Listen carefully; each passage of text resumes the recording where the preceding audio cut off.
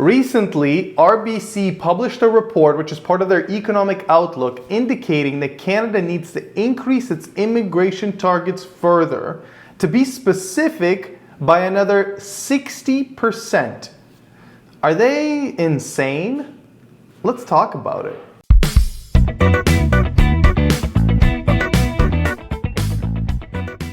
Before I get into this report, let's take a look at Canada's historic immigration patterns. So over the past 2 decades, since the year 2000 approximately, we've been letting in on average 250,000 permanent residents per year. Recently, since 2022, this number has exploded to 450,000. Now, the government has admitted that non-permanent residents don't fall under that quota. Non-permanent residents includes groups such as international students, temporary workers, and refugees fleeing various global conflicts. So as a result, in 2022, we've admitted over 1 million people. So I was personally quite shocked to see that RBC would publish a report suggesting that this is not enough, especially considering the fact that in 2024, our targets have been increased to 485,000, 500,000 in 2025, and another 500,000 in 2026. Before we go any further, do you guys mind hitting that subscribe button? I would really appreciate it, and it will help the channel grow. So let's take a look at this thing. I will also link this report in the comment section. This pauses the recent pattern of increasing targets at each annual update, which has led to Canada's final immigration target growing by 36% between 2020 and 2023, after hovering around 0.8% of the population the past 30 years. Canada's immigration system now targets adding 13 new permanent residents for every 1,000 people per year. Canadians are concerned about unprecedented levels of international students and other temporary residents in the past 2 years. Net temporary resident inflows outnumbered immigration inflows by 1.5 times for the first time in 50 years. Let's go to the bottom line. The pause in targeted immigration level is appropriate, given the housing challenges and eroding public support for higher levels of immigration. I'm glad that they're at least acknowledging the fact that there are housing challenges and that there is, in fact, eroding public support. But Canada needs immigrants over the long term. Even the annual immigrant intake of 1.3% of the population, which is what we're targeting today, is not sufficient to stabilize the age structure of the population, which would require about 2.1%. So I decided to do some quick math, and it turns out, according to the 2.1% formula that RBC is suggesting, beyond 2026, Canada needs to be targeting 800,000 permanent residents per year.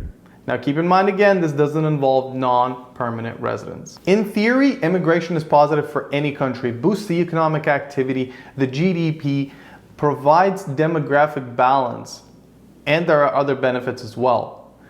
Especially when you look at our population, which is 40.5 million, and you compare it to the USA's 340 million, we look like babies. But when you look at the Canada as a landmass, which is the second largest landmass in the world after Russia, Canada is actually one of the least densely populated countries of the world at just 11 people per square mile. Plus, Canada has a problem, which is the aging population. Just to look at the population pyramid since 1960 until today and projections up to 2030. Younger demographics drive the economy, contribute the most to growth, and the aging boomer population is certainly a concern.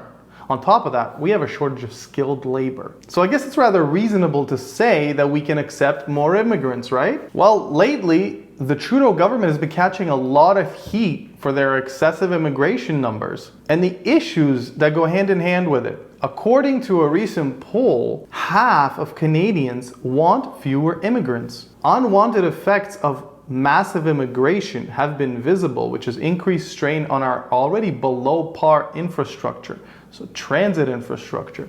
Here's a map of Paris metro system overlaid over the exact same landmass in downtown Toronto. It's sad, isn't it? Our transit system is sad. And then you take a look at Eglinton Crosstown LRT, for example, which had an original opening date of 2020 and still not operational. Healthcare system has shown significant strain as well. There are tent cities popping up all over the country. And probably the biggest pain point of all is the lack of affordable housing. Canada has just not been building enough homes to house all these people. CMHC estimates that Canada needs to build 3.5 million new homes in order to house all these new immigrants, as well as restore some affordability. This is about 500,000 new homes per year. Is this something that's possible? Well, how about the fact that we're currently operating at 250,000 housing completions, so half of that. And the figure is actually dropping. According to the recent Desjardins report, year-to-date housing starts are down almost 8%. This is what happens when you enter a recessionary period, a period of economic decline.